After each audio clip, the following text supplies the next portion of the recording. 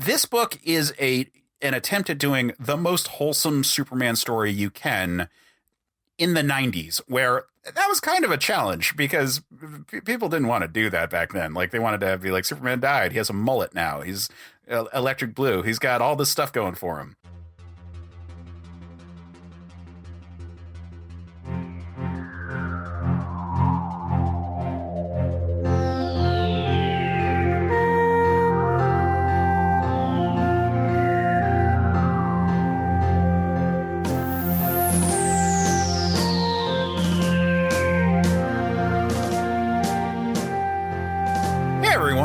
Welcome back to the Men of Steel podcast. I'm Case Aiken, and as always, I am joined by my co-host, Jmike Wholesome. Welcome back, everybody. Welcome back, indeed. We're welcoming back some guests today, actually. Today, we've got the host of the Fables and Reflections podcast. We've got Angela Bones Bullock. Hello, hello. And we've got JD Martin. Whoa, hey. I just dropped in here all of a sudden. What happened? I don't know where I was in my room, and all of a sudden I'm here in the Men of Steel headquarters. This is trippy, man. Yeah, a recording studio of solitude. Case, how did you do this? It involves the Phantom Zone. You can't scare me like that, man. I was peacefully in bed watching the YouTubes with a cat. Well, it's okay. You can go back to it immediately after we're done recording. We are in a timeless space, just like the timeless classic that we are here to talk about today. Because today we are talking about the formative work of Superman, Superman for All Seasons. Bravo segue. 11 out of 10. Are we going to count down from that one? Little pre-roll humor there. Okay. So today we're talking about Superman for All Seasons, which is a Jeph, Loeb, Tim Sale piece. It's the one that they did after doing The Long Halloween, which is what most people know them for, but before they did all the Marvel Color stuff, which is the other stuff people know them for. I feel like this is kind of like the lesser-known piece, even though it's an often referenced work. It's just not the most famous of this duo's various collaborations. Yeah. I mean, this is where the I like your costume, thanks my mom made it came from. Yep. Yeah, I love it, and I love that panel was going making the rounds when that scene just caused a storm on Twitter, a nice storm. Yeah, from the Superman and Lois pilot, which I still have not watched. Oh, you should. It's very nice. Really good, dude. Season 1 is really great. If I didn't just marathon Peacemaker before this, I would have watched Naomi and Season 2 premiere. I have a problem with TV shows. There are and I think I've now discovered a different reason, as opposed to I just have a problem with sitting down and watching 40-minute shows. I think it all has to do with the fact that there's just so much that I want to watch, and I have a very hard time choosing which one I want to get to first. Yeah. Oh, absolutely. I have a literal checklist of movies and TV on my phone and what apps to find them on. I should do that. I should, and yet I don't. Instead, I'm just like, I will peruse like streaming app after streaming app until I find something, or I'll just randomly grab something off my shelf. Fair. I would say Superman and Lois is a good series to check out. I really liked the premiere of this season. The night we're recording this is when episode 2 drops, so obviously none of us have any idea what that looks like. But season 1 is, I think, a lot of fun. It probably could have been like 2 episodes shorter, but it was still a lot of fun. We get one of the best visions of like a classic looking Superman cartoon with Tyler Hoechlin wearing the the Fleischer suit. Yeah. Exactly. Right there, while doing the line from this.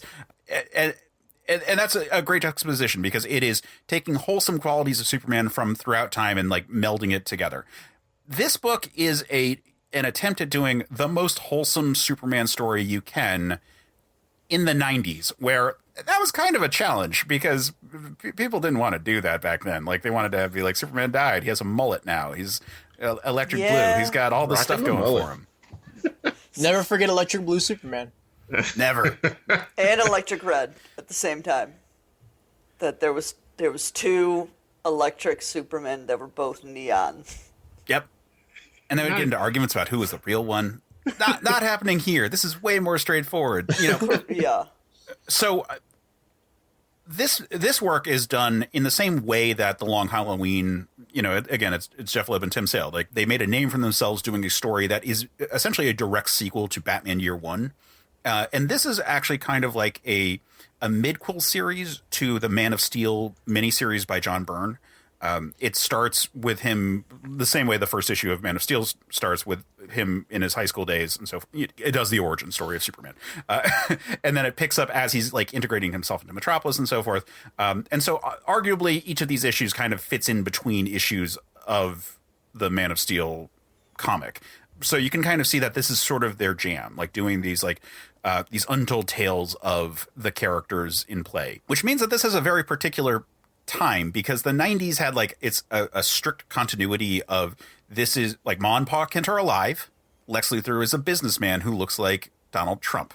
Like, that's where we're at throughout this whole thing. Like, Lana Lang knows who Superman is. The Trump comparison I thought of in particular, where there's eventually a gag where Superman moves fast, and so like his Lex's hat gets blown off and like his comb over gets fucked over. And it's just like, that's just like burning Lex inside. Like, not even that like Superman emasculated him in another way in terms of like saving Lois in that scene. But the fact that then he like also fucked with his hair at the same time and made him look like an idiot. I hope he did it on purpose. It'd be great. Yeah, and of course the name is of the series is in homage to A Man for All Seasons, the classic theatrical work. So, we're having a lot of fun here, just in terms of like let's do some stuff. It's 4 issues, each one is named after a season, and each one has kind of a vibe of that season. We start with springtime and things are good. Life is beginning. Superman is very much, he's in high school at this point. He's graduating high school. And figuring out what he's going to do with his life. And then it follows, his first couple years out there, with each one getting a little bit shittier until eventually we get to winter. And he has to deal with all that. But here's a question for y'all. So I read this when it came out, hadn't really touched it in a while, but like I read it back then. Had you guys read it? What did you know about it? If you hadn't, where are we coming from in terms of information here? Jmike, let's start with you. Me? I get to go first? Yeah. I like to put you on the spot like that. Oh, man. I had heard about this, but I had never really gotten around to reading it. And I was pleasantly surprised. I was not expecting like this really down to earth, really calm, nice story. Because in the Superman, you're thinking more of action, adventure stuff, but this is really down to earth, like homey. More of, yeah. Yeah. And I was like, oh, this is great. I like this. This is great. I enjoyed this. Nice. Angela, how familiar were you with it? I read it probably over 10 years ago in trade from my local library. It was one of the first Superman comics that like helped me become a Superman fan. Like in middle school, I had read Death of Superman, which is very like it was, especially like being a middle schooler, like that 90s aesthetic of like, yeah, it's like buildings being destroyed and like life and death and yeah, and like extreme heroism is giving your life for someone. Yeah, exactly. But then like I read this in like late high school, early college age. And like it was like, oh, like this is like it's pretty much the antithesis of like that bullshit Kill Bill quote where it's like Clark Kent is Superman's critique on the entire human race. And it's like, no, he just is Clark. Like, he's a good boy. Yeah, he is a boy from Kansas. Well, there's a reason why Bill dies at the end of that movie. Spoilers for a movie that is from 2004. Yeah. Well, it's also the stated goal of the title. It's to kill Bill. This is true. But yeah, it very much put me on the track of like becoming as big of a Superman fan as I am. Like I still haven't read like a super lot in terms of like the backlog. but I was picking up the new 52 titles when they were coming out for like the first year and a half. Well, that's a Me mixed too. bag right there. It was, yeah. And then I started picking it up when Bendis took over with the Man of Steel miniseries he did. The new Man of Steel miniseries that Yeah. this is not a bit quote for. JD, how about you? When did you first read it? What was your perception going into it? Like, I first read it this morning. So fair. I had to remember because working nights, my schedule gets real weird, and I can't tell when I did things anymore.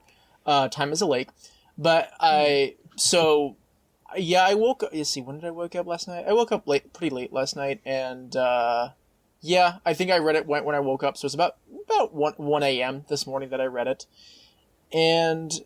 Here's the thing. So I think it's funny that this is now the 4th time I've been on the show, but this is the first time we're actually reading a Superman comic. And with this, I kind of want to talk a little bit about my history with Superman, in that my first introduction to Superman was the Justice League cartoon, which I think is like an introduction that a lot of people my age share. And moving on from that, it was the animated stuff. I mean, my first appearance here was talking about the Crisis on Two Earths movie. That was an early one.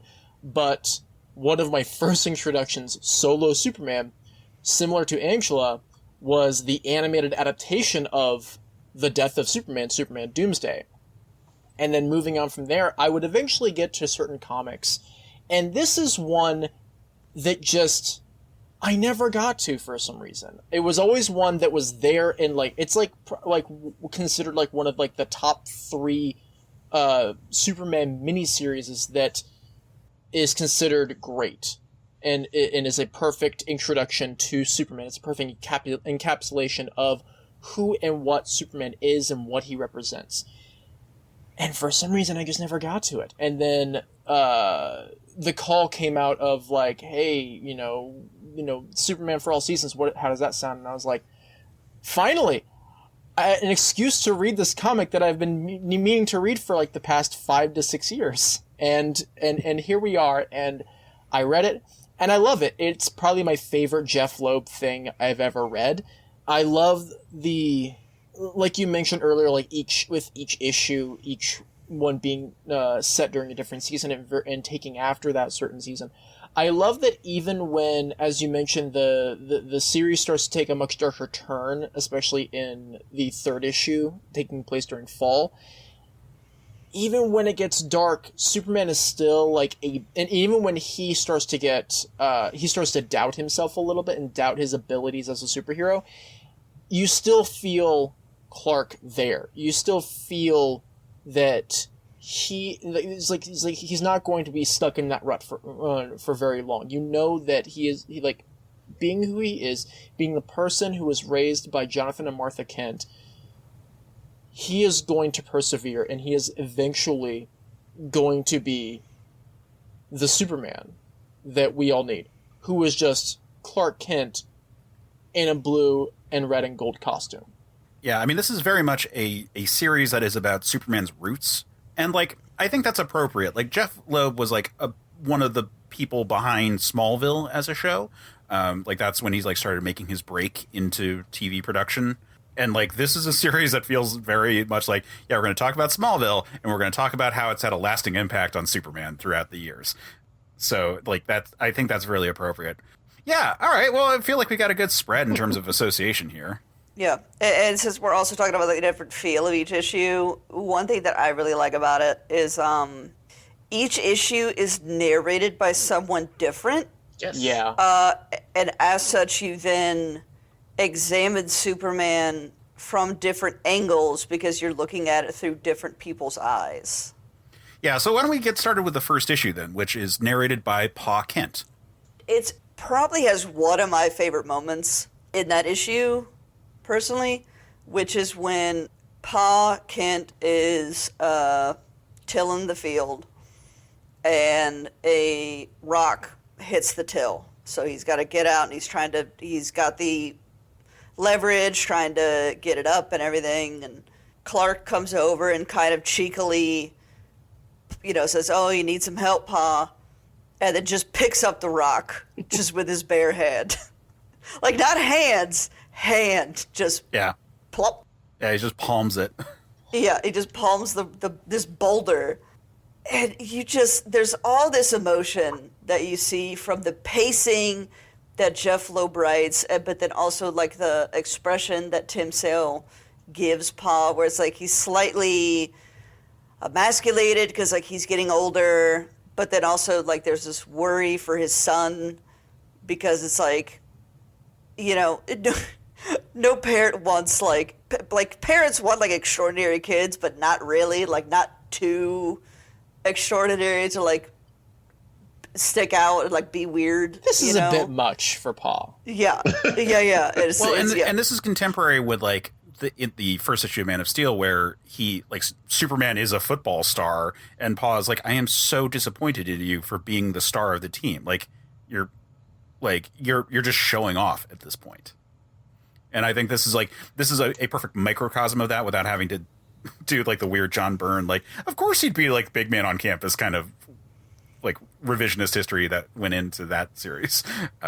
Here it feels much more like, oh yeah, that's the Clark we know, showing off just, like, a little bit, and, like, Pa being disappointed in that part, like, reminding him to, like, calm the fuck down. I think it's just, like, a reminder, because, like, the next scene is he's talking to Ma Kent, and he's just like, he keeps getting stronger. Like, there's a teeny bit of fear of, like, did we raise him good enough? Like, is he just going to murder everyone? Like, there's the teeniest bit of fear in their discussion. Yeah, with that great panel of Pa Kent looking out into the horizon, and his glasses are just reflecting the stars of the night. Mm-hmm. As he says, he's changing, the boy, he's different now. And, like, you get that vibe of just, like, yep, he, like, you can see the infinite possibilities that are ahead, and, like, so many of them are dangerous. Yep. Well, what I love is that following that, we then have a beautiful scene between, I think it's not long after the scene where we have Pa and Clark standing in the field, and Clark just admits, he just says, "Pa, I'm afraid. I'm scared. I'm scared of, like, what." That's a little bit later. He's like, I'm afraid of, like, what this power that I have can do and can turn me into. But it's a rightful fear, when you are that different, when you are raised in a small town, when you're raised with quote unquote simple values, and you discover that you can palm a boulder and just move it, you can fly, you can look through a wall, and you can hear from another building. Like, that's scary. And you have to think about, like, well, like, what is that going to do to me as a human being? What is that going to do to me? How is that going to change my value of human existence? He's having an existential crisis as a teenager, which should not happen. But thankfully, his parents are there going, "It's okay to be afraid. It's okay. It's natural." Because you're going through a change that no one else has gone through. So yeah, this issue very much is trying to be, like, the support structure for Clark. We, like, right before that, we get the shot of the, like, them all at the dinner table, and, like, Ma Kent serving Pa, and it's such, like, a Norman Rockwell, like, Thanksgiving kind of, like, tribute right there. Literally the layout, like, you have. Yeah, exactly. Like, like holding the pot roast and stuff. Yeah. And then, so the, like, Clark is, like, feeding the dog, and that's such a, like, a nice bit there. And we get, like, a little bit with, like, Clark and Lana, like, showing how she's part of his support structure. He, like, says, like, who else would I tell if something was wrong? But he doesn't feel comfortable talking about it, because then we get all these scenes in town where, like you said, like, we established he knows everyone. There's all these traditions. Everyone knows everyone's parents. It's It's this small town where they all are supporting each other. But Clark is starting to feel weird. He goes to get a haircut, and we get him seeing through the mirror and like through the wall and hearing the conversation in the building next door. And we get the classic Superman shot, like from the old Jerry Siegel, Joe Shuster stuff, where they go to cut his hair and it breaks. Like that's so perfect. Just disintegrate. Yeah, and like no one thinks too much about it because like the little moment right after is like the local barber is someone who would always get into the business, and then the cop comes up behind him and it's like and the local cop is someone who just thinks that everyone should just mind their own business. I just noticed that the barber's name is Sam Wilson. So, hi, Sam, from our network. Also, hi, the Falcon. Yeah, I was going to say, it was like, also, hi, Captain America. Yeah. We get a tribute to the Superman running faster than the train bit from Superman 78, which is also fun to have. And that wonderful panel of him, like, jumping across the train tracks in front of it. I love that panel. Yeah. And that's where we get Clark, like, bonding with his dad, saying he's scared, because we get to see his experience of it. You know, like I went off on Twitter when I was like doing this reread about how like I think one of the things about Superman as the first superhero is that like he doesn't have anything to reference. Like this is theoretically 90s DC where like there were the Justice Society and all those things before. So like it's, you know, kind of makes that less work. But they don't talk about any of that here. Like the idea of superpowers doesn't really come up. Like in a world where there are no superpowered beings, it seems so much more impossible and scary than in a world where there are mutants and metahumans and like all these other things already existing. You know, like the idea that Superman would have no idea that other people could be like him at the time would be terrifying and would be like this big shaping moment for him where it's like, what the hell? Like we looked at Miracle Man where like the whole premise is like, well, what if all these comic books, like there was a real thing like that happened in the real world? And like, how scary is that? And it's real scary. Yeah. Cause is this ultimate trust in like, I mean, what Pa Kent has to do, which is like, okay, like I know this person that's underneath these powers and like, I have to trust that like I raised my son right.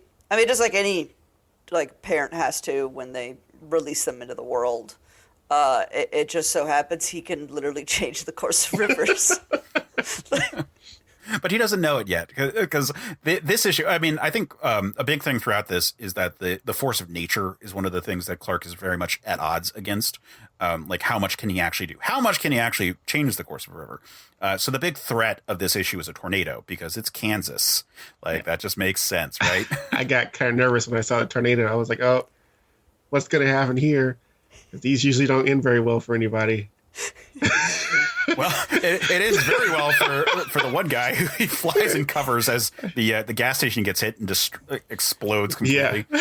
But I think that it's a really telling moment here because Clark is, for the first time, he acts without disguising himself. Like the tornado itself is sufficient to make anything that he does like be like, oh shit, it looks like things were flying because of all the wind. But you know, he no one really dies, but he still feels like he didn't do enough.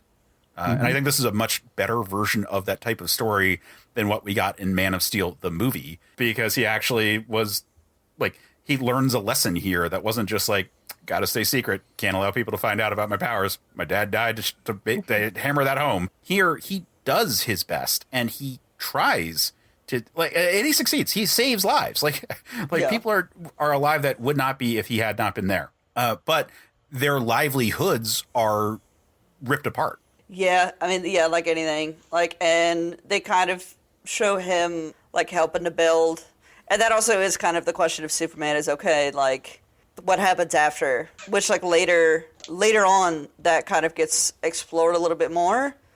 Where he saves this one woman, and then, like, Lex goes and finds her and, like, semi-kidnaps her, and then brainwashes her, and then kills her in front of Superman.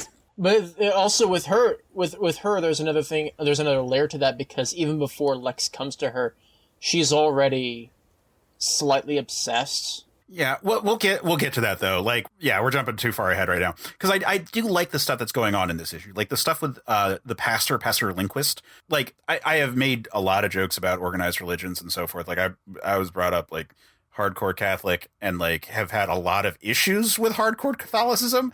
So like generally I'm fairly dismissive of it, but I did think these are good scenes because a character who is experiencing what is an impossible supernatural, preternatural set of circumstances that he knows he can use for good would look to some kind of guidance, you know, like again, in a world where there aren't superhumans, like what else could explain some of this than just being like, maybe God has a plan. And like, if he's brought up in like, you know, a Methodist community or whatever, like that would have some impact on him. And I do like him trying to see himself as still being part of a bigger universe. And, you know, like powers like Superman would really mean you would think like, oh, I guess I should reshape the world and do all this crazy stuff because like, look at me, I'm the pinnacle of achievement on this planet. But he still wants to believe that he's part of a larger system. And like, I do like that. I mean, I realize that Pastor Lindquist, by virtue of not knowing about his powers, offers him advice as if he was a normal person being like, I just feel so helpless when a tornado comes through. And it's like, no, I could have done more. Like, that's a big difference right there. It's like, no, like, you don't understand. Like, I could have Hercules this thing and like just gripped the bottom of the tornado and just whipped it over my head. What if he was born in a different community? What if he was born in an Amish community, Case? How would that have worked out? Yeah, probably about the same, but maybe you know, maybe a little less. There still is Rooshbringer. Yeah. Well, so for JD and Angela, one of the episodes that just dropped before this, and one that we just recorded this week, was JLA the Nail, wherein, spoiler for JLA the Nail, it's revealed that Kal-El is brought up in an Amish community in there, which is one of the best things ever, if only for the beard. Oh, it's so good. I remember this story. Who worked on that one? That was Alan Davis. Okay, yeah, that makes sense. Yeah, it's a book where everyone looks super fuckable because Alan Davis cannot draw a non-attractive person.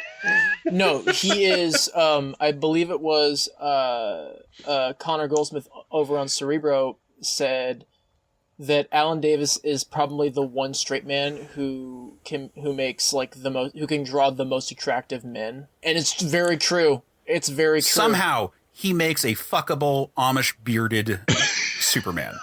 I mean, it's possible, but like when Alan Davis shows up, he's going to outdo everyone.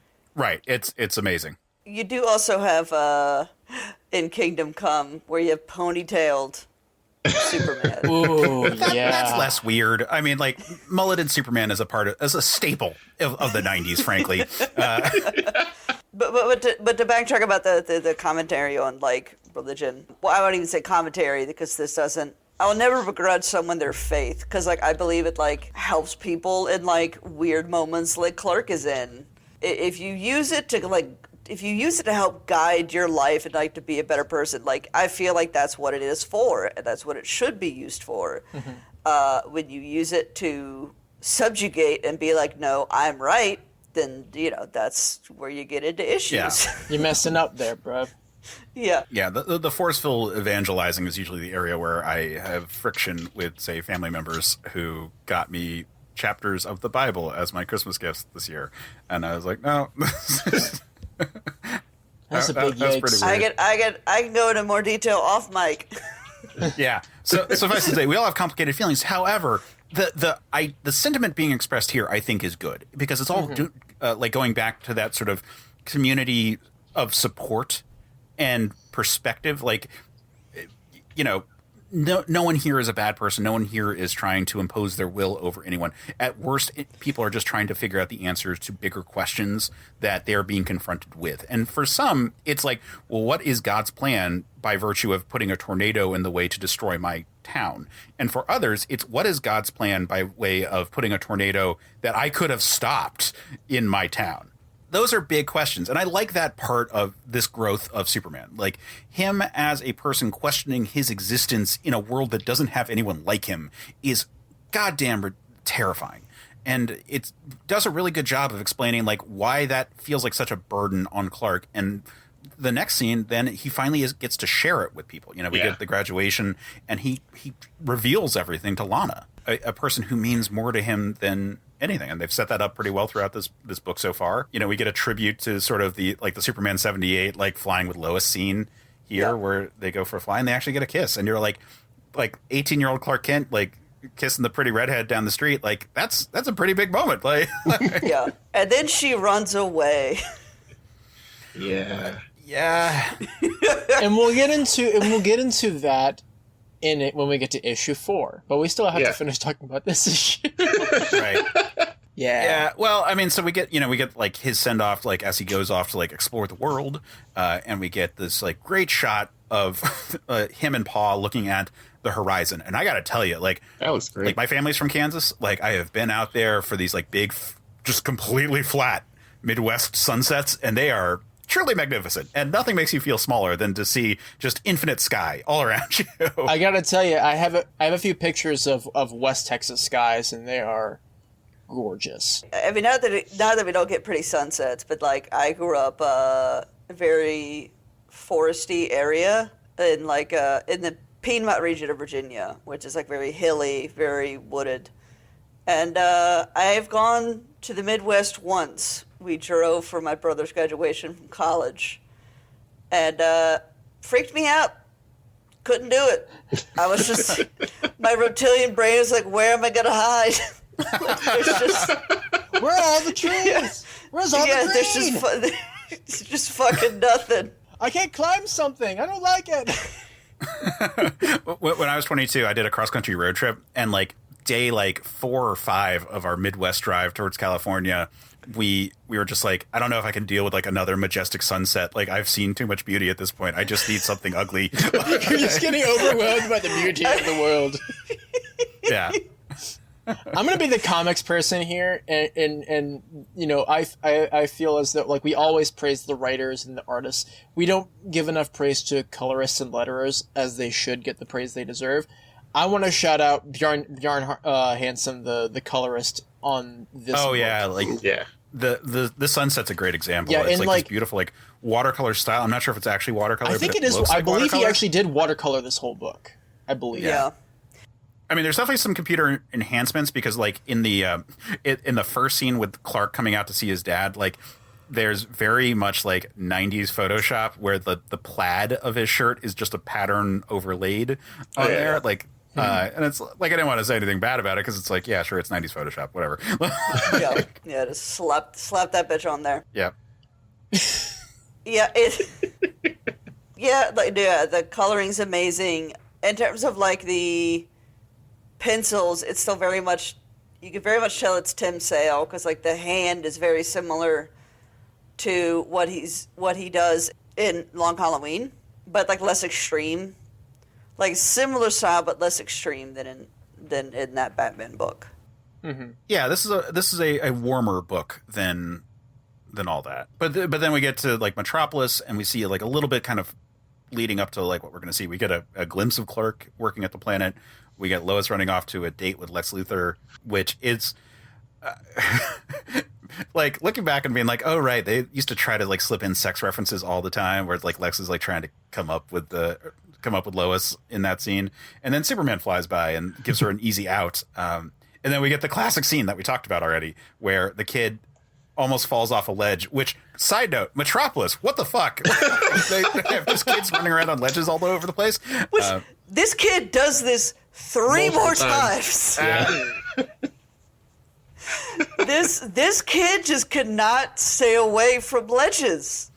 Yeah, I mean, I love like futurism kind of interpretations of cities where there's like skywalks everywhere and like, you know, like it's just this dense, like multi-layered kind of city kind of approach. I think that's so cool. The spots where they exist in the real world are awesome. New York doesn't really look like that except for like very specific blocks. Like certain other cities have like some of it because it's really fucking cold in like Chicago and stuff. But like, but this is just like he's just running on a ledge chasing after a cat. Like, there's no guardrails. There's nothing. Like, nope. It's like a 3 foot wide, just a 3 foot wide access on the side of a building for some reason. And who is he chasing after? A damn cat. Yeah. Because cats will fucking do that. Well, yes, of course. The cat will do it and not care. In fact, the cat might be doing it on purpose. Who knows? But yeah, we get this classic thanks my mom made it for me shot, and it's so goddamn good. No, yeah, it's very sweet. It's just like It's probably my favorite panel in the whole comic, honestly. Yeah, he's very much like not like a derogatory way, but like Clark very much is like a mama's boy. Like he'll do whatever for his mama, or like to talk her up. And yeah, we definitely don't have any mama's boys on this current episode. Absolutely. No, we definitely don't have someone who will absolutely run over to their mother in public, hug them, and kiss them on the cheek because they love them so much. Definitely not. And embarrass them in public. Definitely not. Definitely. I'm talking about me. I do that. I embarrass my mom in public. Reverse. So moving on to the next issue, Summer, where this issue is told from the perspective of Lois Lane, the best character in all of comics. I love her commentary where she's like, just kind of like trying to wrap around her reporter's brain. Like she says the old adage, believe none of what you hear, half of what you read, messing up the percentages. But anyway, that she's just like, I can't reconcile this adage because like I'm looking at this dude flying, and not only that, this is a strong man who is flying, and he's using those abilities to help people because she is a journalist. And, the unfortunate thing is when you're a journalist, you get to a point where you start to see the world through a cynical lens. And you will, and especially, like she's around Lex Luthor all the time. Of course she's going to feel that way, because she sees, Lex Luthor is the absolute power, corrupts absolutely incarnate. And yet, here is the antithesis of that. This flying strongman in a red and blue suit, which she points out should not work, and yet he makes it work because he is Superman. Yes. Yeah. And he's using these godlike abilities to help people and not to better himself. Yeah, I like the line, it wasn't easy coming up with a name for someone who shouldn't exist. Yep. Yeah, and it reminds, like, she's, and her mentioning that she's the one who coined the name, it brings me back to the 3-part pilot for Superman the Animated Series, when Lois, it's like, she's like, nice S, excuse me? The emblem on his chest. and naming him Superman. He's like he's the Nietzschean ideal all wrapped up in red, white, and blue. Yeah, Lois has to have that snappy kind of style to her, and we get some of that here. Like she's like, it's all BS before Superman. Like moments there where you just remember, like, oh yeah, she's the adult in the room. like that's Lois's role, to be the adult in the room, be a little bit in disbelief of all this shit, and be competent in a way that like other characters just aren't. Superman's like the best like childish idea of a hero that you could imagine thrown out there into the world, and that's why they work together, because she's the adult in the room, and then he's like I do good, I'm a good boy, right? There was kind of a golden retriever, but as a superhero. He's such a wife guy when they get together. Yeah, I did love. There's a scene in Superman and Lois. I won't go into the context of the scene, but like Lois is mad, and like Clark's trying to like make her feel better, and she's just like, "No, I get to be mad. Go away." Like, I know you are right. Shut up and let me be mad. Right. She says, like, of course you have an excuse. You're Superman. But I need to hold on to this anger right now. Yeah. Because she needed it for a thing. Mm-hmm. Anyway, so there's a missile attack, and Superman chases the missile to a rocket, or rather to a submarine. And, of course, it's probably Lex Luthor. It's gotta be. Come on. And then we get one of the very, very, very few double splash pages of Superman having lifted the submarine out of the ocean and just dropping it on the harbor. Yeah, and instead of awe, Lex Luthor just looks constipated. And the military is just like fully on board with this, like, oh yeah, we'll totally take away Superman. Don't you worry about it. Well, then I love Lex's excuse, his line, "Excuse me, you're not going to leave this for the taxpayers to clean up, are you?" Like, what the fuck? Lex, you haven't paid a damn tax in your life. Why do you give a shit? I was just going to say, it's like, this man hasn't paid his taxes in several years, like another certain orange-haired person we know about. Not to get into this other amazing book, but I'm halfway through Mini Deaths of Layla Starr, and I love when in that book Death gets fired, she's just yelling, "I bet Taxes has her corner office still." But yeah, so a terrorist tries to kidnap Lois, and Superman reminds everyone that he's faster than the speeding bullet by disarming the guy, and then Lois beats the guy senseless. Yeah. Yeah. She's still Lois. And then she asks Superman for a ride again to keep Lex from being being like, "I can give you a ride, Lois." It's like, actually, Superman's going to give me a ride because I don't want to fucking talk to you. Yeah. And also one of my favorite, I love the very different depictions of super speed across comics, and this is one of my favorite depictions, in that across 3 vertical panels you have like in the first panel you have Lex starting his statement, and then on the last word it cuts, and then it cuts the word into the 3 panels where he's saying the word terrorists, and it cuts in the 3 panels and showing Superman during the time it takes Lex Luthor to say that word, he disarms the guy who's holding Lois at gunpoint. In the time he crumbles it takes it like tinfoil. Yeah. Yeah, and there's this wonderful blur of color. You can kind of get a sense of what is going on there, but it looks like this trend that I've been seeing on Twitter recently of people doing these computer generated algorithmic art pieces for things where they take reference images. This looks like if you put a picture of Superman on one side and then did a Photoshop marquee effect and then put fill, and it's perfect for that. It's just this blur of motion, and then he's back into his position holding the gun. The layouts, the reason I love Tim Sale with specifically, Jeph Loeb. Too many Jeffs in comics. Loeb is the synergy they have with each other in terms of the great pacing, because both sides have to plan for how the scenes will lay out. Okay, this is how I want, Loeb says this is what I want on this page, and then Sale has to break it down, and he just always does it fantastically. Because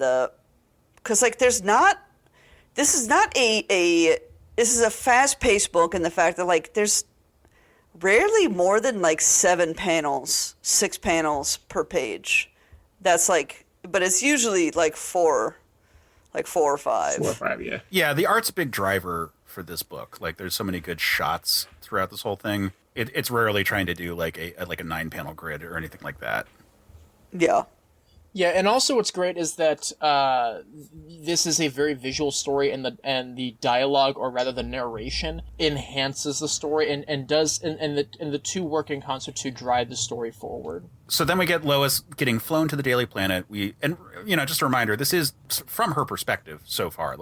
All the thought balloons have been her, even though we've had a few pages since we've had thought balloons from her, or text box from her. But we get some nice Lois Clark banter between the two of them, and that's a good handoff right there, because Clark gets a drop on being by the way, how'd you get on that submarine? And she's surprised that he knows, and it's we all have our little secrets, Clark. I'm sure even you do. And that's when we get the handoff to being allowed to see the behind the scenes of Clark's life at this point, because up until that point it's all Lois kind of describing the world for us and us seeing it from her perspective generally. And then we get to see Clark go to his little apartment and chilling out, eating a sandwich on his bed as he relaxes a little bit.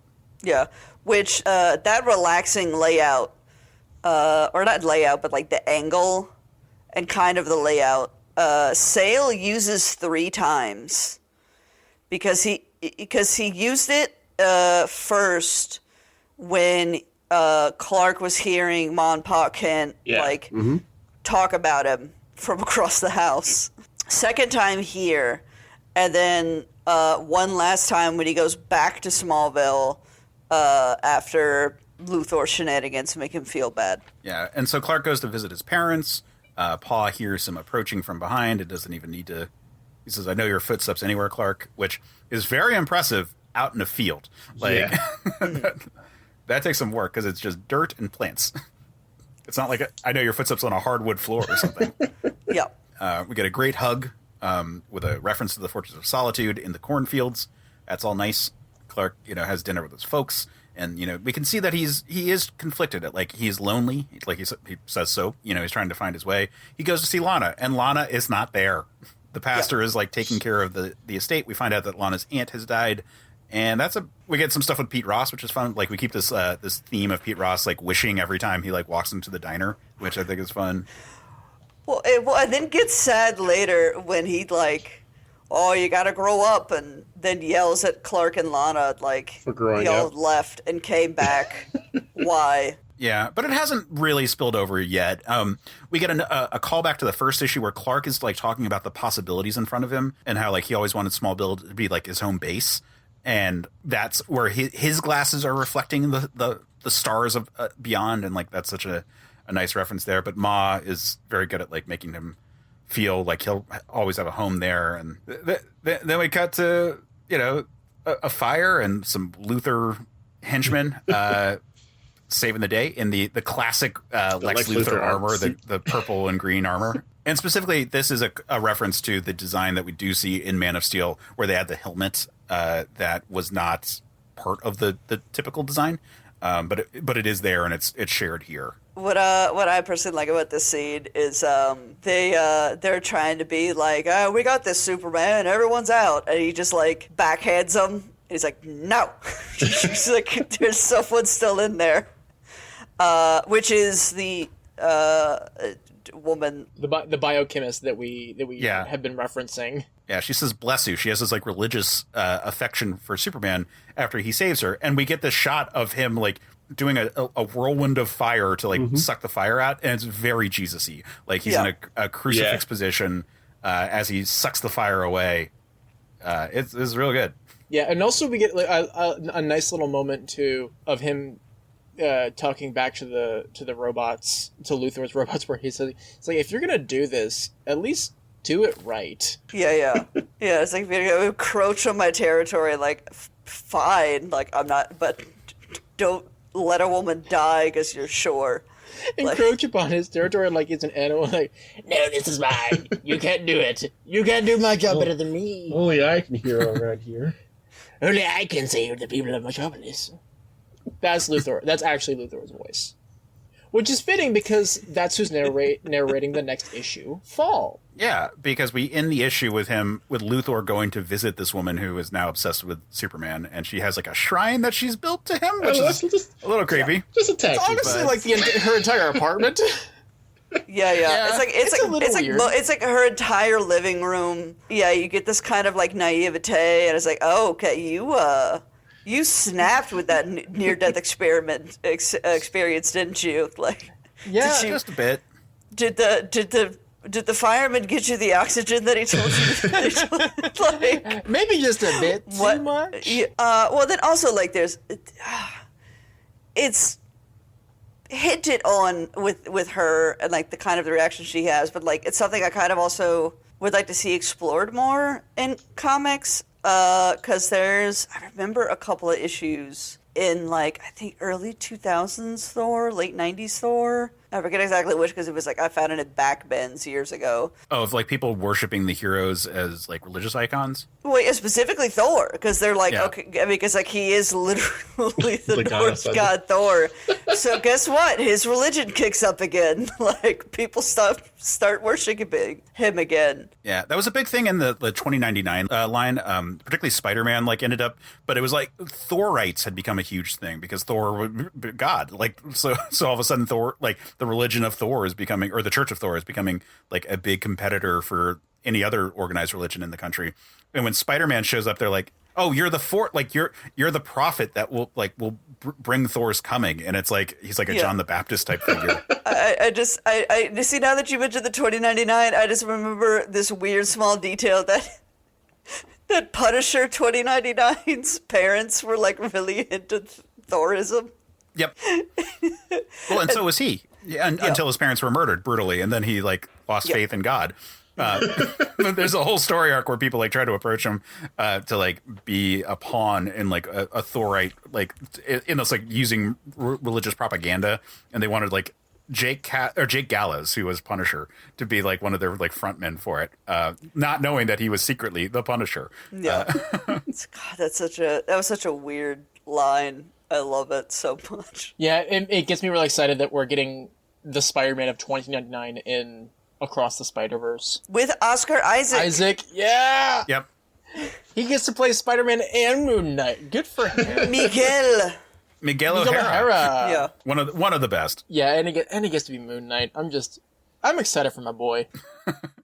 But so the next issue, just to get us back on track here, the next issue, and this is why I like keep on mentioning the Man of Steel thing, because the Luthor arrested part here is a reference directly to, I think it's issue 3 of Man of Steel, where like Superman, like empowered by the governor, like arrests Lex Luthor, and that's like, oh man, like that was crossing a line right there. And so this picks up when Luthor is being released, and it's fun to see him like a little like put off by it all. He's like trying to like get his bearings after this whole thing, being like, someone humiliated me. This can't. He's going through a public this cannot be allowed. Public humiliation. This is like, oh god, I had the term and I lost it. Oh whatever. Yeah, it's public humiliation. This is and it's even brought up by Lois. It's like, she's like, the Superman can beat him all day long, but you publicly humiliate him. That's on another level, and he's not going to take this well. Yeah. She's worried. It's like that Superman crossed the line with publicly humiliating him, like making him do the perp walk. And just like that's snapping Luthor's. Yeah, like that's snapping Luthor's whatever self-control he had left. Like. Yeah, and so we see Luthor dive into his work, his work is to torture Superman. Superman goes to confront him, and as well as also torturing this woman. That's straight up torture. No. He has delegates to do that. Like, like he has staff for such a thing as lowly as torturing a human. His torture staff, Clockwork Orange style, like oh god, that panel fucked me up. I was not prepared to see that in this comic because it's like half a page. Yeah, that is. Yeah. Oh, yeah. It is. So I'm just thinking now, if for some odd reason Luthor ever did his taxes, I'm just trying to see like on the bill of where money is allocated. And it's like, okay, so this is Superman torture staff, mortal torture staff, magical torture staff. This has different staff for torturing different things. Sorry, the torture department. We had like a surplus of funds and that, so we had to like spend some of it here. Otherwise, our budget was going to be way up for the next year. So we needed to make sure that we allocated some towards torturing humans and also torturing gods and also torturing cats sometimes because fuck it. Like I'm Lex Luthor, right? I torture cats for fun. Oh, he would. He absolutely would. That's why Smoke has been yelling about this. She is extremely anti-Luthor. She understands. You get it, right, baby?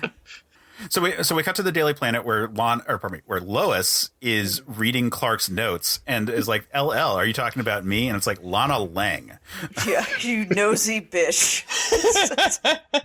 I do. Okay, I never thought about this. I never thought about this because I was like, okay, yeah, Lois Lane, Lana Lang.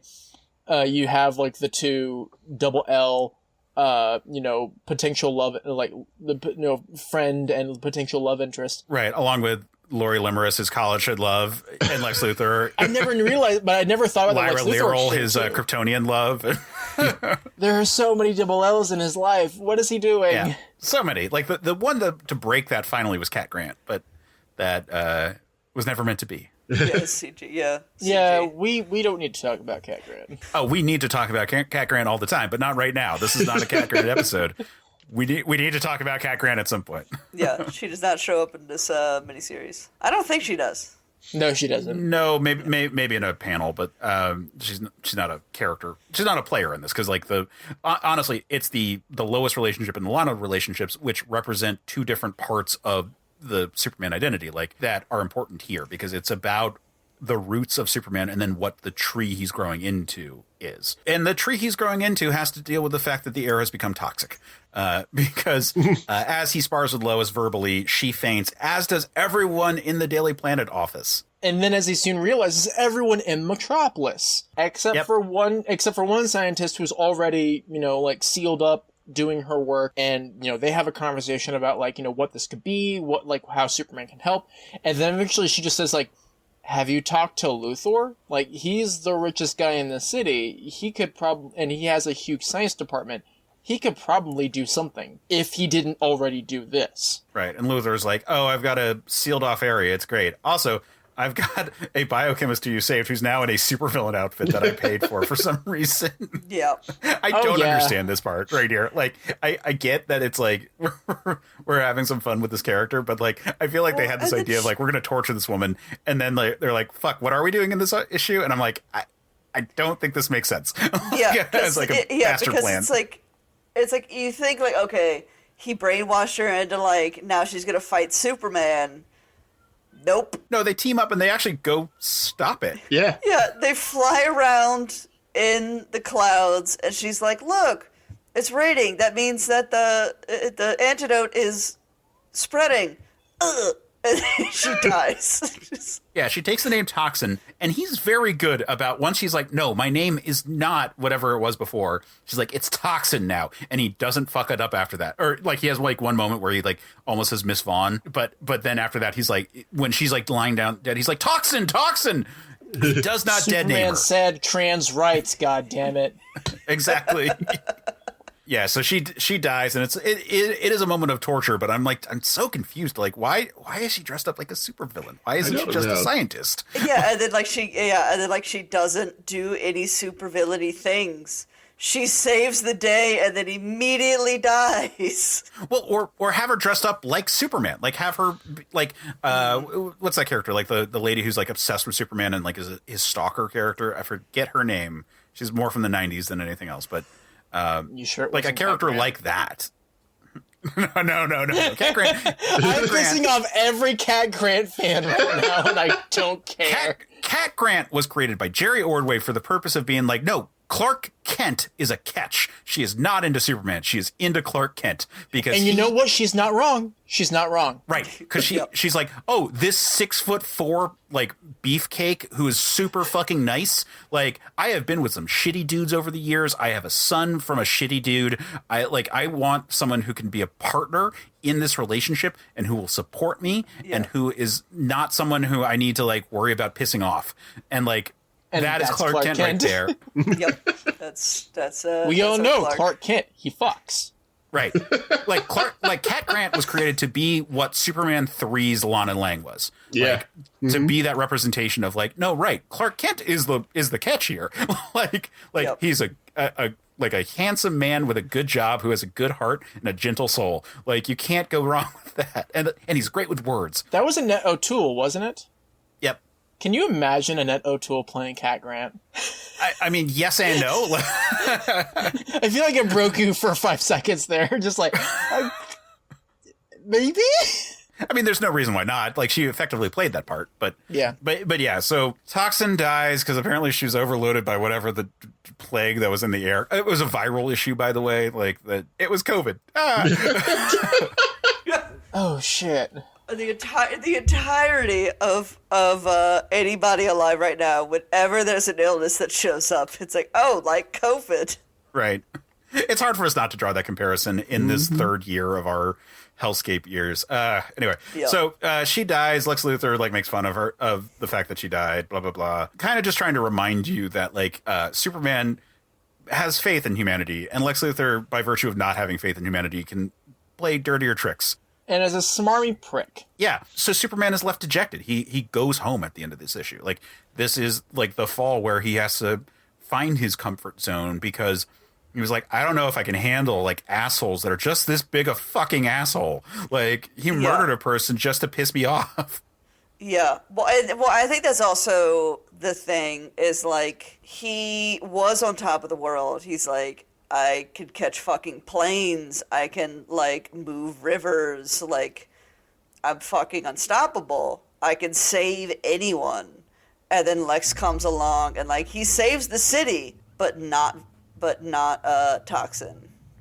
Right. And it breaks him. Yeah, so Superman leaves, and we pick up for wintertime, and we get the kid playing on the edge of the goddamn ledge. For the third time. God damn it, did you not learn anything, kid? Did you not learn anything? Trying to peg people with snowballs. And we get such a juxtaposition here of, like, one of these Lex guards, like, warning him in this very authoritarian kind of way. You know? Citizen. It's horrifying. It is horrifying.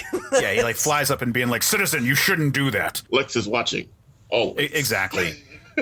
And like Clark has retreated, and we get some fun bits of like Lois being like, Clark left just when it's all going to be boring. Like, is he Lois? That's a dumb idea. Yeah, we get that yet another like full splash page of her just sitting on like sitting at his desk with his like desk name sign, and she's just like, Lois, that is the stupidest idea in the world. Yeah, and she literally has the thought balloon right above it, which is that Clark Kent is Superman, and there's the big framed Superman. It flies, and she's holding the Clark Kent like named name plate, whatever that's called. The you know the thing from movies where they have like a gold name tag for their desk, a thing that exists in the real world. I'm sure It does. It does. I know. I've seen them, but like yeah, it does feel like you only see them in movies. What I really like about the scene is like, so like for me, stay with me here because I'm going to start this by saying this controversially. Mm-hmm. Okay. I don't really like the '78 movie of Superman. Heresy. Why are you here? Why do we have a podcast together? Hold on a second. I have to rethink our entire friendship right now. Wait. Let's hear the heretic This seems out. wrong. Let's hear her before we burn her. Let's see if she floats.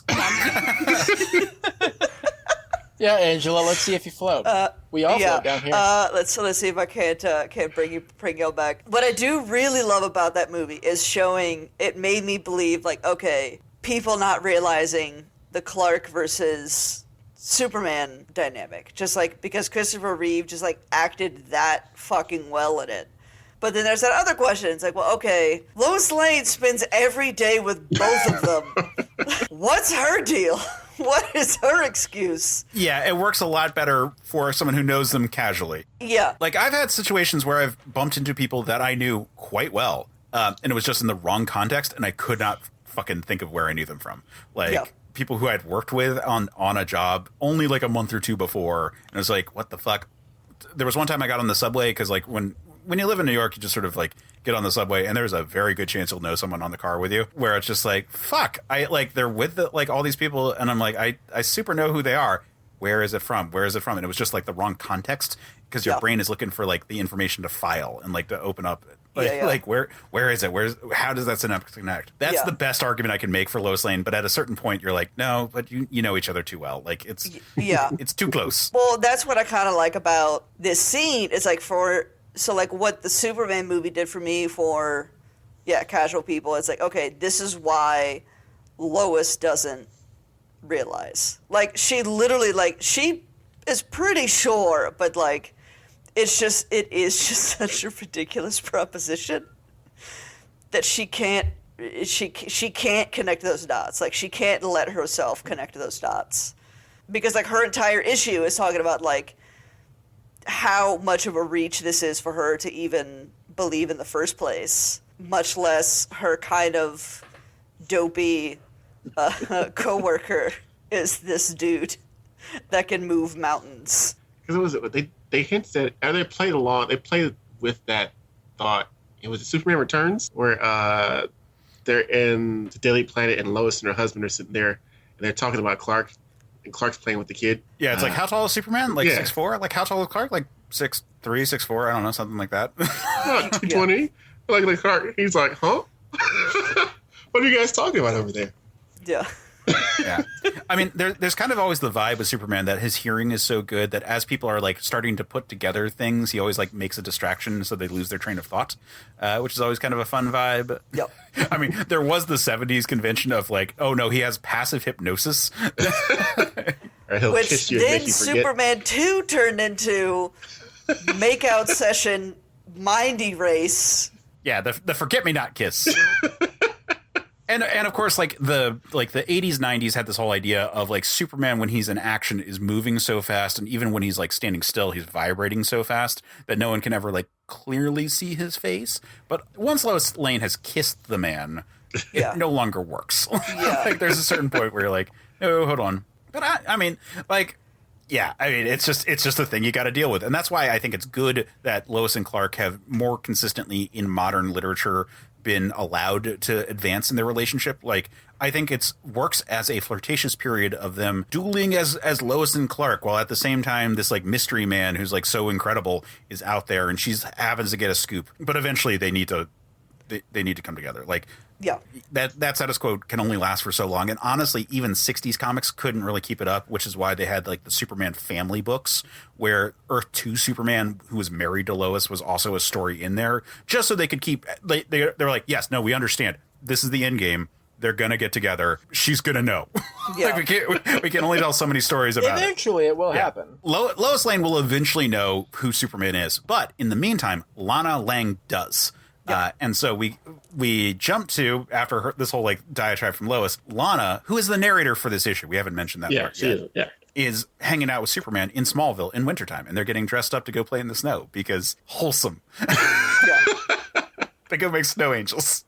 Yeah. Well, talking about their like catching up like the past like 10 years probably, like which this issue is where we find out exactly Lana's thoughts after being revealed that, Clark has these amazing powers on the eve of their graduation. So she's like very much like, okay, I understand, like, all right, this means you like got big plans, got like big things you got to do. So we're not going to get married and have a bunch of kids like I always thought we would. Yeah, because like she hints at that when he took her to the field, she thought he was going to propose. Yep. Yep. And then he's like, "Oh, you have powers." Oh, that's not where I thought it was going to go. Yeah, this is not where I thought this was going at all. Oh, you can fly. Didn't see that one coming. Yeah, this is new. This is new. Can't say this was on my bingo card. Yep. So we get like some nice shots of like how Smallville has changed, and they go and meet up with Pete Ross at this diner, and he doesn't rub the elephant this time. That sounds like a euphemism. He doesn't rub the elephant this time. For the first time, and we've set it up that like every time Clark's been in town, Pete does it. I think it's 3 times we see, but yeah, there is. There's a statue. There's an elephant statue in the like pharmacy diner thing that they go to, and Pete rubs it every time, and he says, "I wish for $1 million." And this time he doesn't, and he mentions that it's time to, it's time to put away such childish things, and I like that moment because it kind of it almost tries to. I feel like it's almost talking to the reader in that way of, maybe it's time to put away childish things, but this book is like a refutation of that. It's like, no, we shouldn't put away the childish things because the childish things can change us fundamentally and make us better human beings. Yeah, and Superman is one of those things for a lot of people. Like, I think this whole book in general is an explanation of like why Superman matters to us as this morality play that we observe and like go with. Like, I think that's such a cool part of it all. We get updates on the town. I think that's really nice that we keep seeing how like Clark's tuned in. They want to see if he'll play poker with him, which is great. Yeah. Well, because the one guy has like had a heart attack or something. So like, which is kind of sad. No, it says he thought he was having a heart attack, but it turned out to be angina. What is that? I didn't Google that because I was at. I'm actually not sure, so I'm Googling it right now. Pain in the chest, but also spreading shoulders, neck. Looks like it's a blood pressure related thing. Point is, not as severe as a heart attack, but he's out of commission, at least for their card game. Yeah. It's like there's very tiny changes to Smallville. Like, those guys are still playing cards each time. Like, every time they go to the diner, they're in the corner playing cards. And Pete is such a side character in this. It's just like, okay, well, Lana, like, somehow, like, maybe through her aunt's inheritance or something, like, I don't know, of, like, Lana pieced out for a good long while and, like, made her life somewhere else. Of course, Clark went to, go work in the city. But, like, what was Pete doing? No, that's totally true. And, like, this issue reminds us that Clark, as this award-winning journalist, is, like, a hero for his small town. Like, regardless of being Superman, like, Clark has been like a symbol to everyone here about like what you can do, like that even people from this little Smallville are able to like go off and to the big city and be, Pulitzer Prize winning journalists. But Pete Ross did not. Case made the joke, everyone. He made the Smallville joke. We can all wrap it up now.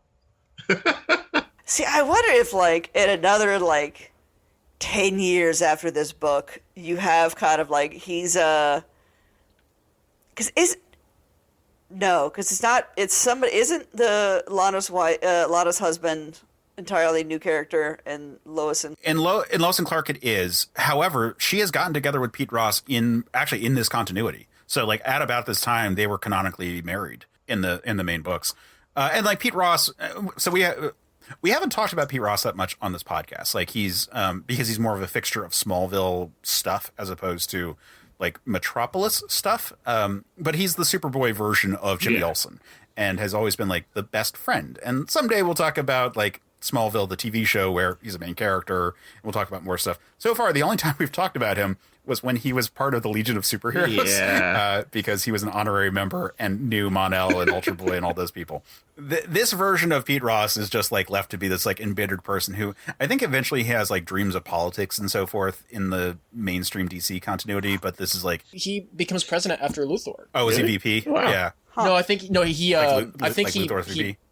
He beats him in election. Well, Luthor stops being president because he's revealed to be a supervillain in an armor that's attacking people. Okay, then, no, I'm sorry. It wasn't that. I think it was just like he got elected as president after that. But I wouldn't be surprised because like his Luthor's entire cabinet as president was designed to piss off Superman. Like General Lane was like part of his cabinet. I would not be surprised if his VP was Pete Ross, who again did do political things like in the 90s era of comics. Long story short, though, here he's just this bitter symbol of like what they left behind, like the people that could have used the emotional support of his best friends and they weren't there for him. And so he's like kind of lost, unable to like really get his footing. He's just stuck in Smallville. Well, okay. Well, that makes more sense putting it that way. Otherwise, it's just kind of like, what were you doing, dude? Like, yeah, they went off to do their stuff. Like, you were stuck here, but it's like they did whatever and got out. I guess just because we don't see the details like of his. Yeah, and like they're very young at this point. Like they're probably what, like 25 still. Like even. I would say, yeah, maybe 27 something.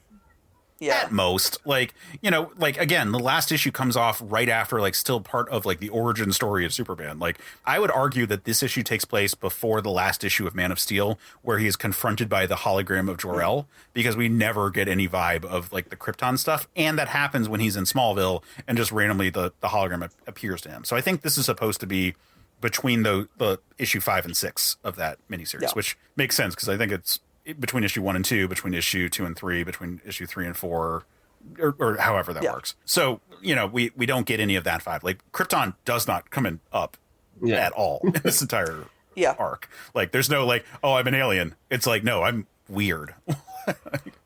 I can do shit, so I'm gonna go do shit. So we get Lana Lang joining the Kents for like a nice meal, and like there's this vibe of like, oh yeah, like we're all coming together again. It's so great. Also, the dog's still alive. I do need to point that part out. The childhood dog. It's important to point out when the dog is alive because the dog should always be alive. Although, oh god, like my dog is like 12, 13 right now, and so like when Clark makes the comment, man, she is getting older, isn't she? It's like, no. Here, I'm gonna make a promise to y'all, and this is also extended to the listeners. If I ever write a horror story and a dog is in there, I will promise you 100% the dog will stay alive the entire time. I think like dogs do get killed in horror stories, most definitely, but I still feel like it's more cats. It's animals in general. Animals die a lot in horror movies. And I would suggest everyone go check out the latest episode of the King Cast, where they talk about the book Needful Things, and they actually have that discussion of why do dogs get killed a lot in horror movies, especially in Stephen King things. It ups the stakes. I mean, Yeah, it's like that's like why they do Alien, the cat is like stays alive the whole time, but you're like on pins and needles, like being like, is the alien going to get the cat? Like, I don't care about these people. Like, is the alien? No, gonna that's get what the that's cat? me in the movie. Did you also see the movie Crawl with the alligator Florida movie? Oh no, I want to didn't, but- because like same movie like I don't know if he wrote it, but like I know he at least produced it. He produced it. It's a great Yeah. movie, and I'll go ahead and let you all know right now, the dog is alive at the end.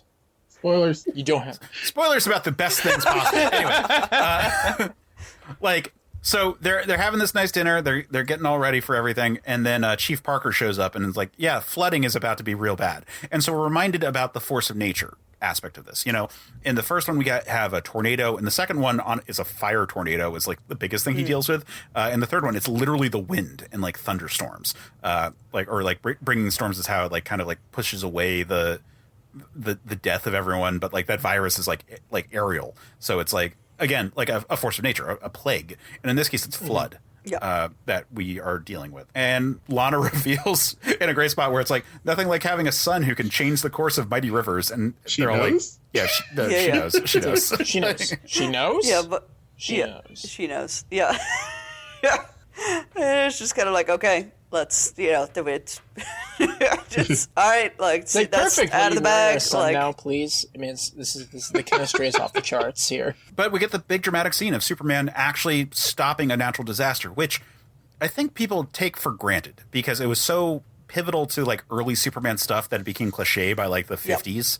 So like the idea of Superman like having to do something to like stop a flood would be passe because he's already done it so many times, and eventually he's so powerful it's like it just breathes on it and it freezes and no one dies. Okay, or he looks at it hard and it burns away and no one dies. Like, you know, this is still Superman coming to grips with his powers, and he has to like make a dam makeshift with like lumber and so forth, and like Yeah, he hasn't discovered the freeze breath is cool, right, Case? Right. it's very cool. Wink, wink. In both senses. I'm shaking my Case. head, listeners. I am shaking my head. But he saves his dad and he saves the dog, and the town is just like, fuck, Superman showed up to save us from the That's so flood. cool. He must be special. Yeah. Yeah, the pastor's just kind of like, well, I guess we can rebuild now since no one died. Yeah, and we get this like wide shot of like all the people like gathered around with like candles, and like it's like short person, short person, short person, It's just, short person, short just person, like short person. a full chest and head taller than everyone else. They're like, it's so crazy that Superman showed up here. I can't imagine why he would show up here. Oh, hey, and then looks up to the sky. Oh, hey, Clark. Didn't see you there, you 6'5" monster. And I always read this as being like the town kind of might be agreeing to protect his secrets, or they're all just oblivious. But it doesn't really matter which. I kind of like the former because that's just kind of cool. It's like we all know, but we don't want to out him. I know that there is some continuity. I don't know which, where like they do have a story about that, where it's just like Clark goes home, and like everyone's just kind of like, yeah, Superboy showed up all the damn time, and then you moved to Metropolis, and then Superman shows up in Metropolis. Like, we're not idiots. Right. Like, you know that whole country bumpkin thing? Yeah, this ain't it. Yeah. Yeah. We know, kid. We know. But it turns out that Superman saving this small town from a flood is big news. Like, Superman hasn't been seen in a while. And so Clark Kent getting the scoop on this one is like a big deal when he comes back to Metropolis. And Lois is mad. Yeah. And Clark's like, yeah, I'm just lucky, I guess. Yeah, and then she starts to entertain that thought again. And it's like, well, maybe.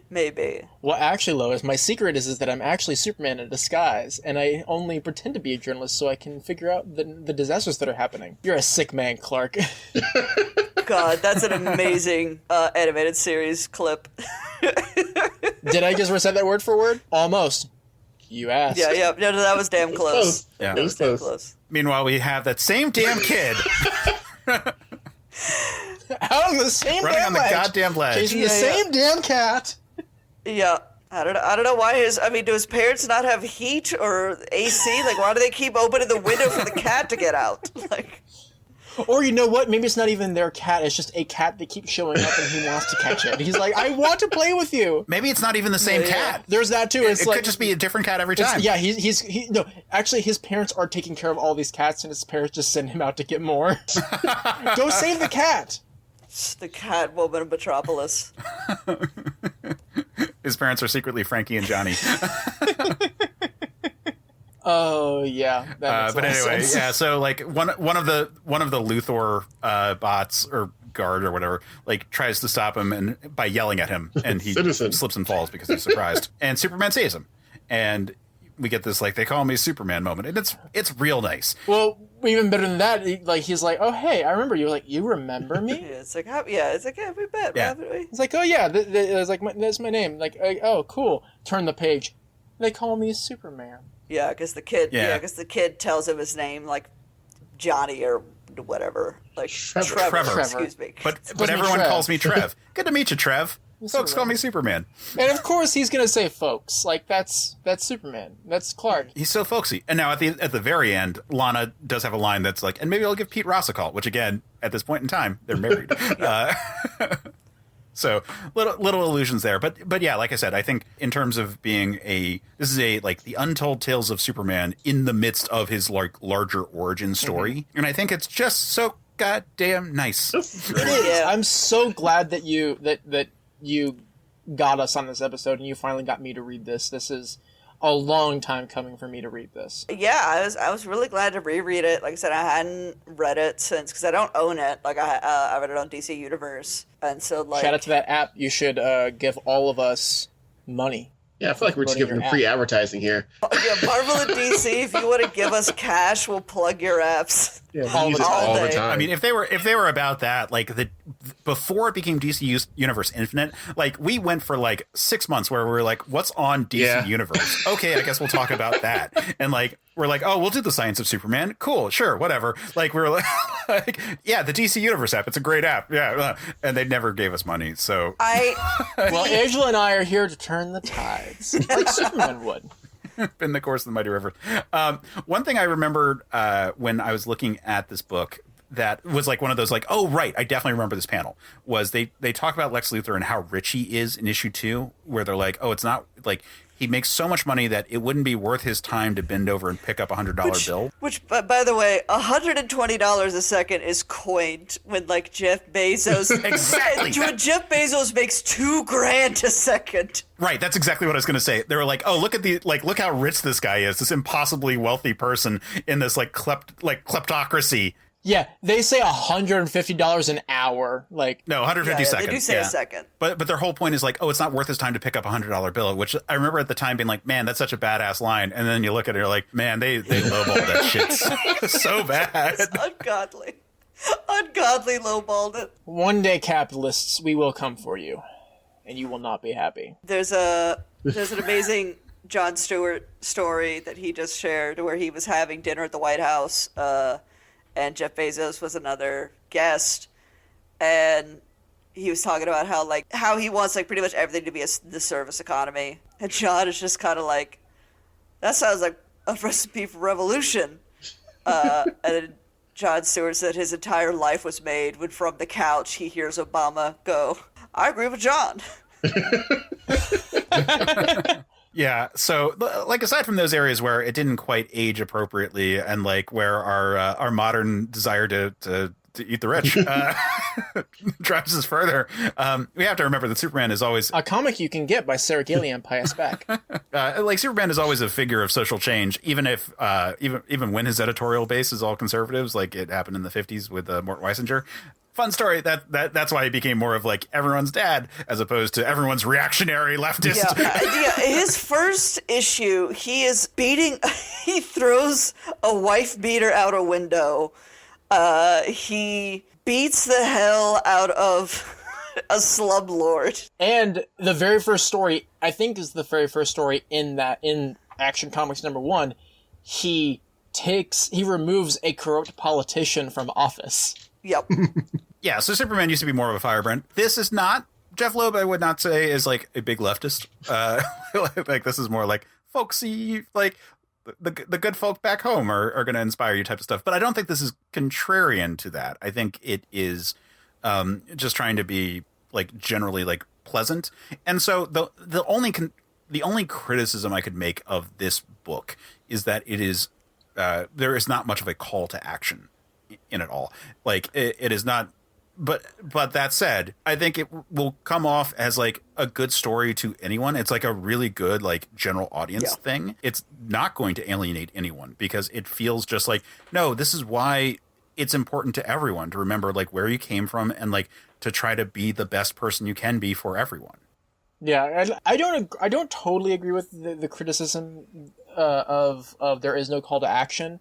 Mainly because I don't think there needed to be a call to action for this type of story. That's fair. That's fair. And like again, like some of this is just like our more modern reinterpretation of Superman under the lens of a post-pandemic 2020 lens is very different than where it was in the 90s, where Superman was coming off of like a lot of vibes. Well, that's also what Tom Taylor is currently doing with Superman's son, John, where he's like, all right, you can't throw climate change out a window, like. Yeah. What do you? And actually, that also in Tom Taylor's first issue, he kind of answers that question of like, Dad, why didn't you do more? And he's like, well, I came to this planet, and I feel like this is kind of like not quite. It wasn't quite my place, but you are actually of this planet, so that means it's your place to actually change it.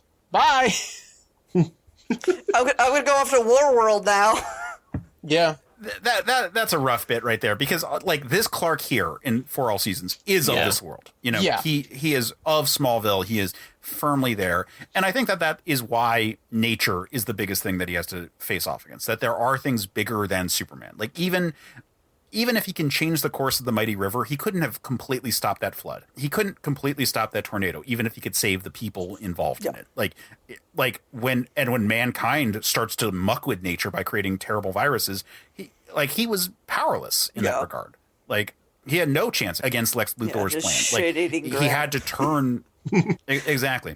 And I think that's the balance here, where it's like Superman can do a lot and he can make the world better for people, but he can't do it by himself. And he can't do it completely wishy-washy. He can't just make the world perfect without any sort of challenge. Like we all have to contribute together. And that's, ultimately the thing for Superman is that he will show us the way and we will rally behind him and it will all be a big team effort to make the world a utopia is the goal. Like that he's going to lead us into it, but like a leader needs people to work with them. Like a leader can't do the job for them. And I think that's evidenced here. Like Smallville, he saves the river side of it, but like a lot of people are involved in like getting provisions to people. Like he wouldn't even have known about the flood if the local sheriff hadn't shown up to like warn people about it all.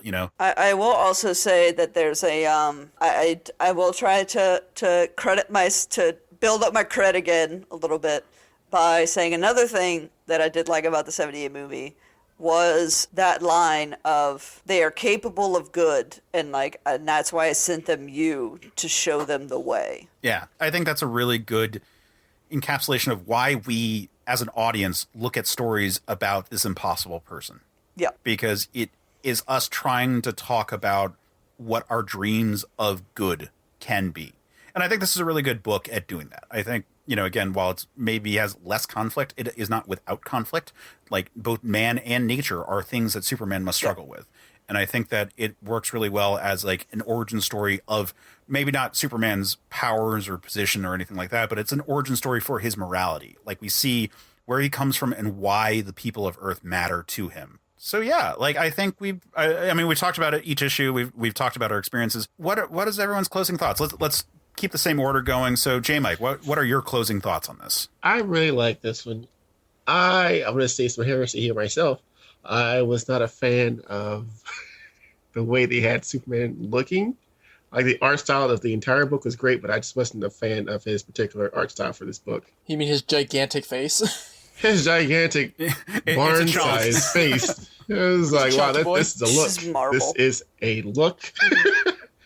But this is a great story. It's very down to earth, very, like you said, very nature oriented, very, very quiet. Not too many big stakes. It's just a great reminder of why Superman is Superman, and I loved it. Awesome. Angela? Yeah, it's just kind of like I said, like this helped to like turn me into a Superman fan. I think it's a great entry point. Like using 4 different narrators for each issue, like one for each issue, definitely helps you examine Superman, because like that's in the end like the purpose of this is. It's a character piece, and I think it's a great one, and to show why he's like been around for like 85 years now. Like, JD, closing thoughts. I'm not going to be original here and just say I really enjoyed it. I'm glad I finally got to experience this classic, at this point, classic Superman story, and I would just like to echo everything that has already been, that Jmike and Angela have already said. It's a beautiful encapsulation of why this character has continued to endure. I will say that it could always use more Amish Superman. And Amish I gotta Superman read beard. the nail. I got to. It's also on DC Universe Infinite. Just so you know, if you go to DC Universe Infinite, you can check out. Sponsor us. And you can read Superman for All Seasons and many other stories. So many great comics can be read at DC Universe Infinite. Yeah. Warner Brothers, give us our damn money. wait, is it Warner Brothers now, or did AT&T finally buy them? AT&T's gone. They sold it off to someone else. Regardless, Warner Brothers was always a division of Warner Media, which is part of Time Warner. So, like the whole tree of who owns what, because this is a capitalist hellscape that Superman would object to and would try to fight against, because I'm going off of whose Firebrand. logo is going to pop up before a Superman thing. Yeah, there you go. Yeah. I will say that I really enjoyed it. Looking at it now from the lens of like 2022, and aside from like the whole like what capitalism, blah blah blah, like it is interesting to see this as like 3 years later, Jeph Loeb would be the creative consultant for Smallville, and you can see that like there's certainly a through line right there. And like after this, Jeph Loeb and Tim Sale would go on to do all the different like Marvel color stuff. There was the Dark Victory Batman story. There's like all kinds of stuff that they would do together after this. So like it's a team that keeps on going. But there's a reason when they make Superman and Lois, they copy the scene at the end of the first issue almost perfectly, because that is such a iconic look for Superman. Like this is such a perfect snapshot of why Superman resonates with people. And regardless of anything else about it, I think that you can look at it and be like, oh, that's why. Like you look at this book and you're like, I see why people would do a podcast about Superman. Like, Yeah. so I think we've talked about this book to death. I appreciate y'all for joining me on this one. Jmike, thank you for letting me subject you to yet another comic. Hey, I don't mind this one. Okay, this one was great. This was great. I'm trying to have more hits than misses at this point. That's all I'm going for. Angela, thank you for joining us. JD, thank you for joining us. Thanks for having me. Yeah. Why don't the two of you talk about what you got going on? Like, where can people find you? What's your deal? Well, we've got our continuing podcast, Fables and Reflections, that everyone can check out at certainpov.com, the same place you can find all sorts of other wonderful podcasts, including the one you're listening to right now. And I'm assuming by the time this episode is out, either the episode will have already dropped or it will be coming soon. But Case, you're actually on an episode of Fables and Reflections. Oh, snap! Of Norse mythology. Yeah, we talked. Going back to our discussion of Thor earlier, we talked about Neil Gaiman's Norse mythology. But you can find the show there. You can find, if you want to follow us on social media, you can find us at F&R Pod, and is spelled out, on both Twitter and Instagram. And find us everywhere you can get your podcasts, including the wondrous certainpov.com. I do wonder if I made a mistake with spelling out and with our social media It'd be okay. instead of just doing an ampersand. It's so rough. Like I am dealing with this all the time with data entry. Where like, do we do an and or an ampersand? God damn it! But speaking of social media, what are your respective social media handles? You can find me on Twitter with random bullshit at Bullock_bits on Twitter. As well as Certain POV Media just got a Twitch channel. Yeah. which by the time this airs, most likely the first CPOV game night will have happened with Among Us. So yeah, if we have some certain POV guests, other podcasters lined up to where we're going to try and kill each other. Yeah, so Twitch, check that out. We're actively twitching again after not really doing that for a couple of years. So come Twitch out with us. I don't know. JD, where can people find you? You can find me on Twitter at JD_Martin_. There's apparently a lot of JD Martins out there. You can follow me there, where I will occasionally, and when I say occasionally, like every few days, I will shout about a comic that I'm finally catching up on. Nice. Jmike, if people wanted to find you, where can they find you? You can find me on Twitter at JMike101. I respond to things occasionally, and I might post some memes occasionally, too. As for me, you can find me on Twitter at Case Aiken. You can find me on Instagram at Quetzalcoatl5. You can find the show on Twitter at Men of Steel Pod, because someone finally pointed out, Matt, our wonderful editor, was like, hey, you can change your username, not just the display name. And I was like, oh, I'm dumb. Hooray! So we finally changed it, so there's no more bullshit 14 at the end. So Men of Steel Pod, check that out. If you were already following us, you're fine, but look for that if you weren't. You can find more episodes of this show and tons of other shows like Fables and Reflections, for example, at certainpov.com. You can find a link to our Discord server there. We're having this call right now on Discord. It's a great time. You can come just share memes, talk comics, get sneak peeks at what we're putting out in the world, or just be clued in when we're going to be streaming and stuff. So again, certainpov.com is great. Our Discord's great. Follow all the stuff that we're doing, because we've got a lot of talented people putting a lot of effort into shouting into the void. And, sometimes we all have to hold hands as we shout into the void together. So check all that out, and then come back for more episodes of this show. But until then, stay super, man. Men of Steel is a certain POV production. Our hosts are Jmike Wholesome and Case Aiken. The show is edited by Matt Storm. Our logo is by Chris Batista. Episode art is by Case Aiken. And our theme is by Jeph Moon. Matt, when you're editing this, let me know. Did that work in terms of syncing for you? I'm curious. I know you said that claps are good for also the visual, but you know what? Fuck it. Let's also do a clap just in case. Okay. All right. 1, 2, 3, and then clap. Okay. Okay. All right. 1, 2, 3. Cool. That gives them something visual to lock onto. Matt, let us know which you prefer. Comment below. Counting or shattering eardrums.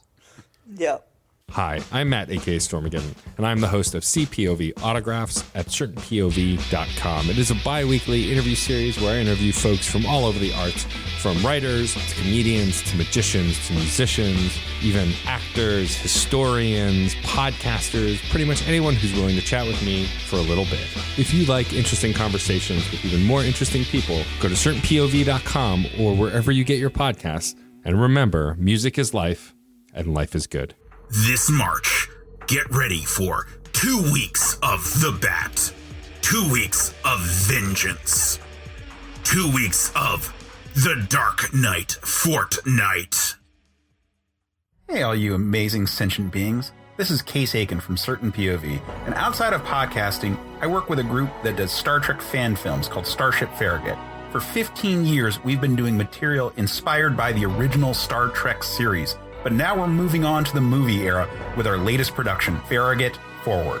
And that means new sets, new props, and we're gonna have to make those monster maroon uniforms. So we have a crowdfunder running right now. Backers can get access to our soundtracks, have their names show up on screen as part of a duty roster, or even get a walk-on role. Our hope is that this is just the beginning, and that the assets we create with the money we raise will go towards future productions, including possibly a sequel that may just be written by a certain scruffy, nerf-hurting Man of Steel who'll take another pass at it. Wink, wink.